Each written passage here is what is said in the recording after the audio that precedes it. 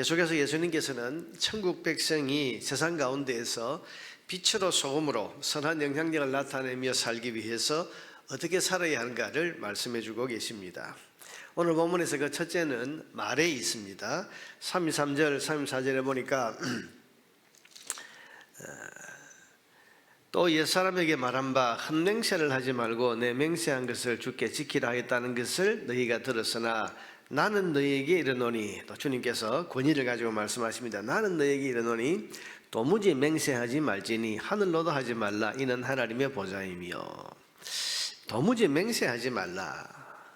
여러분, 사람들이 자기 말에 맹세를 하거나 또 어떤 사람들의 말에 맹세를 요구하는 이유는 평상시의 말이 믿음지 않기 때문입니다. 허황된 말, 거짓된 말, 지키지 않은 말을 하는 사람이 이제 어떤 말을 할 때에는 그거 사실입니까? 정말입니까? 그 맹세할 수 있습니까? 이렇게 요구를 하죠. 그러나 평상시에 말 한마디를 진실하게 하고 한 번 한 말은 꼭 지키는 그런 사람에게는 맹세를 요구하지 않습니다. 그 사람이 말했으니까 맞다. 저 사람이 말한 건 틀림없어. 이렇게 생각을 하지, 맹세를 해라. 또 맹세를 요구하거나 또 맹세를 하면서 자기 말을 이렇게 보증하려고 하는 이런 일은 하지 않습니다. 따라서 이 도무지 맹세하지 말라, 이 말씀은 천국 백성은 맹세가 필요 없는 진실되고 신실한 말을 해야 한다는 그런 말씀입니다.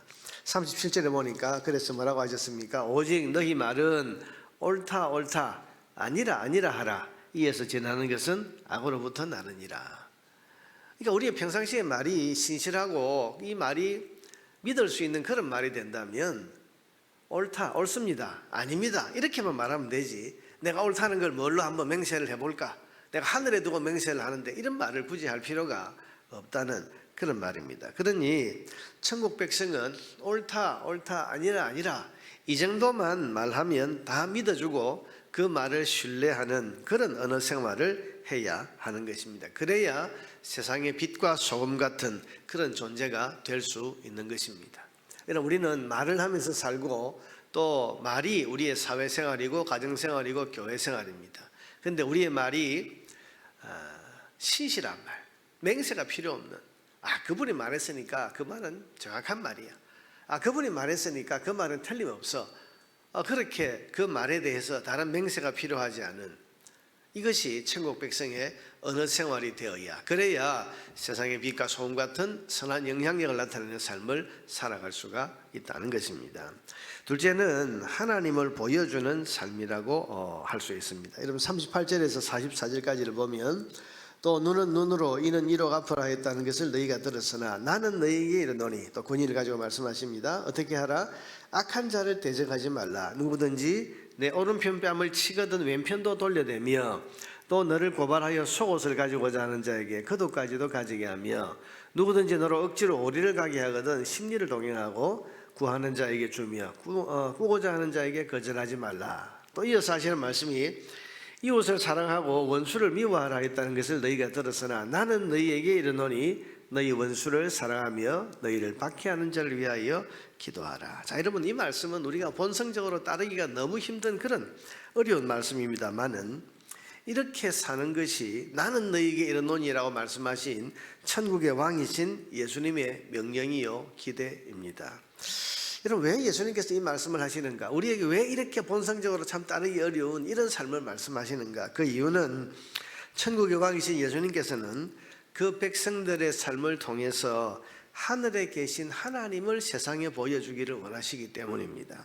그래서 여러분 45절에 보니까 이같이 한즉 이런 삶을 살면 하늘에 계신 너희 아버지의 아들이 되리니. 자, 여러분, 이렇게 살면 하늘에 계신 너희 아버지의 아들이 된다, 이 말은 이렇게 살아야 하나님이 너희를 아들로 삼아주신다 그런 말이 아니고, 이렇게 사는 것이 하늘에 계신 아버지를 그대로 닮은 아들답다라는 그런 뜻입니다. 다시 말하면 이렇게 사는 것이 하나님이 어떤 분인지를 보여주는 그런 삶이고, 하나님의 아들이니, 성령으로 낳은 하나님의 아들이니 이제 우리를 낳으신 하나님을 닮은 그런 삶을 살아야 되고, 우리가 그런 닮은 삶을 살면 세상이 하나님을 보게 된다는 것입니다. 여러분, 아버지는 보지 못했지만 아들의 모습을 보니까 그 아버지가 어떤 분인지를 알겠다, 이런 말이 있는 것처럼 천국 백성은 그들을 낳으신 하늘 아버지가 어떤 분인지를 세상에 보여줘야 하는 그런 책임이 있습니다.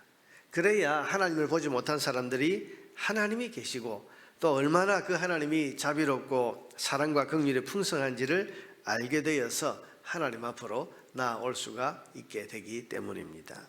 여러분, 그래서 45절을 보니까 이같이 한즉 하늘에 계신 너희 아버지의 아들이 되리니 이는 하나님이 그 해를 악인과 선인에게 비추시며, 하나님께서 밉다고 해서 악인에게는 그 햇빛을 안 비춰주시냐? 아니죠. 악하지만 그러나 하나님께서 선인과 똑같이 햇빛을 비추어 주시고 또 비를 의로운 자와 불의한 자에게 내려주십니다. 하나님이 어떤 분이시냐?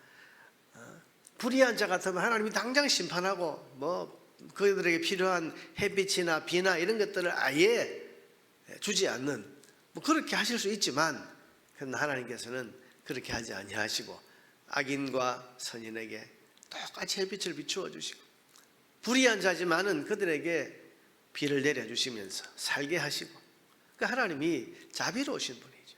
여러분, 이 세상이 하나님이 자비로운 분이 아니시라면 아담이 범죄했을 때 당장 끝나버렸을 거예요. 그렇지 않겠습니까?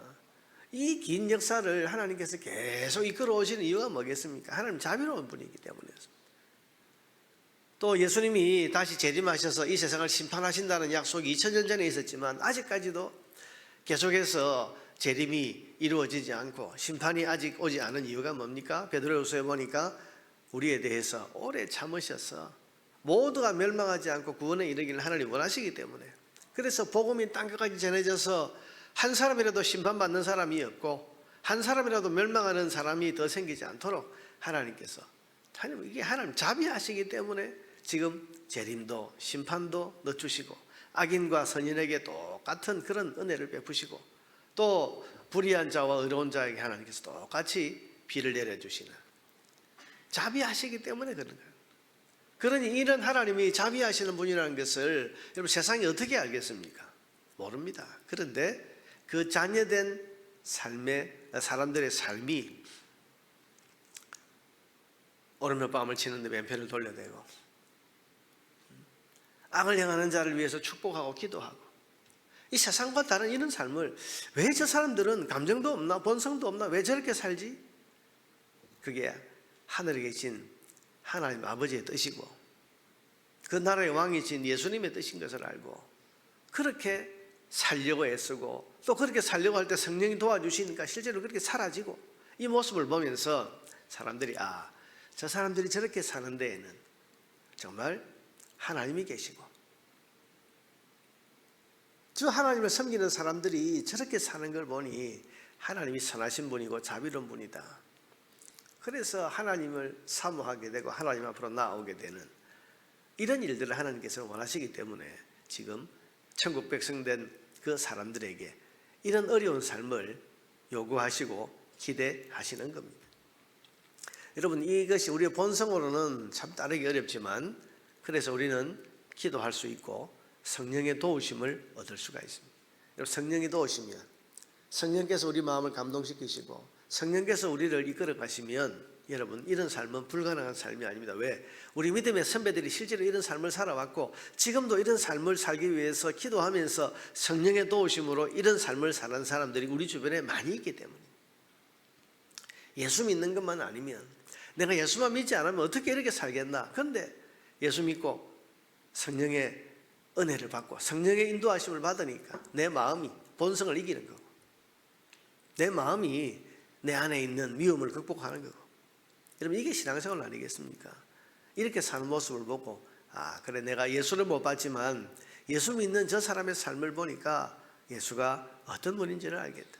내가 하나님을 보지 못했지만 저 사람의 삶을 보니 하나님이 어떤 분인지를 알겠다. 여러분, 이렇게 되는 것입니다. 그래서 여러분, 우리가 마태복음 5장 16절 앞에 있던 16절의 내용이 뭡니까?